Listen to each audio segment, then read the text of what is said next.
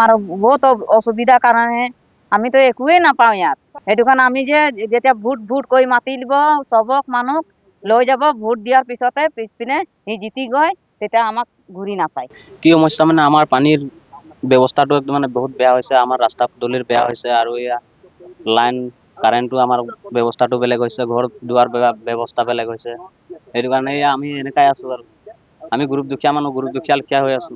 কি কৰিম? আমাক চৰকাৰেও দিয়া নাই, একো চৰকাৰেও চোৱা নাই আমাক। ৰাস্তা পদূলিও বেয়া।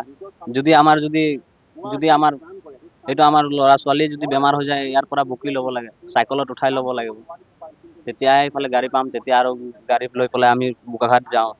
কি কৰিম আৰু উপায়তো নাই আৰু। চৰকাৰক আমাক যদি মৰম দিয়ে দয়া কৰে তো আৰু পামেই, আৰু যদি নিদিয়ে তো কি কৰিম আমি। আমরা তো এই যে হিয়ালে পানি লাগি বরখন দে বাগানলে কামলে আসে কারণে রাতি আন্ধার হয়ে গেল, হিয়ালে পানি লাগে খায়। আমাদের টিউবওয়েল নাই, কোনো এখানে ঘর সর কোনো ফ্যাসিলিটি নাই, কারেন্ট সারেন্ট কোনো সুবিধা নাই, রাস্তা আছে একু নাই, রাস্তা সব বেয়া। পানিটা এই যে জঙ্গল ভিতর দিকে আসে, এই পাহাড় কি ভিতর দিকে বরখন দিলে বরখন দিলে পানি ভুকা একেবারে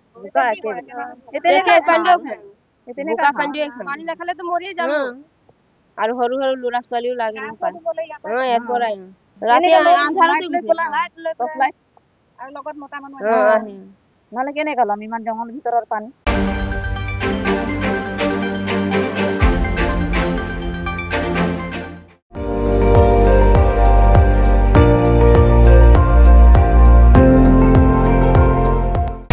আপুনি চাই আছে ND24, সৰ্বশ্ৰেষ্ঠ নহয় সৰ্বোত্তমৰ দৌৰত।